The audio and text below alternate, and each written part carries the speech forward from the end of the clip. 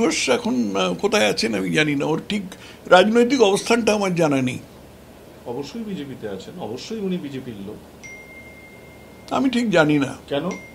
কেন আবার কি, আমি ঠিক জানি না, আমি জানি না, আই ডোন্ট নো, নেই জানতা হুঁ, এইটাই ব্যাপার, আমি জানি না ওর অবস্থান দিলীপ কি। ঘোষের মতো সফল সভাপতি, যার সময়ে বিজেপি 3টে আসন পায় এবং তারপর 3টে বিধানসভা আসন পায় 2016-তে বলছি, তারপরে লোকসভা নির্বাচনে তিনি জয়লাভ করেন এমপি হিসেবে, এই সাফল্যগুলো ওনার সময়ে এসেছিল।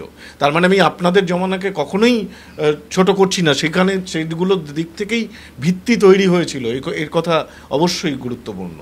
কিন্তু আপনি বলছেন যে দিলীপ ঘোষ কোথায় আছেন আপনি জানেন না, মানেটা কি? এটার গুড়ো অর্থ ওটার সঙ্গে কি সম্পর্ক আছে? দিলীপ ঘোষ যে সভাপতি থাকাকালীন 18টা আসন পেয়েছিল, সেটা তো আমি সামাজিক সংবাদ মাধ্যমে বারবার বলেছি, ঝড়ে বক মরেছে, ফকিরের কেরামতি বেড়েছে। তো এছাড়া আমার এখন আর নতুন করে এই কথাটা বলার কোনো প্রয়োজন নেই। এর সঙ্গে আমি যেটা বলছি তার কোনো সম্পর্ক নেই। আমি বলছি যে দিলীপ ঘোষের অবস্থান আমি জানি না।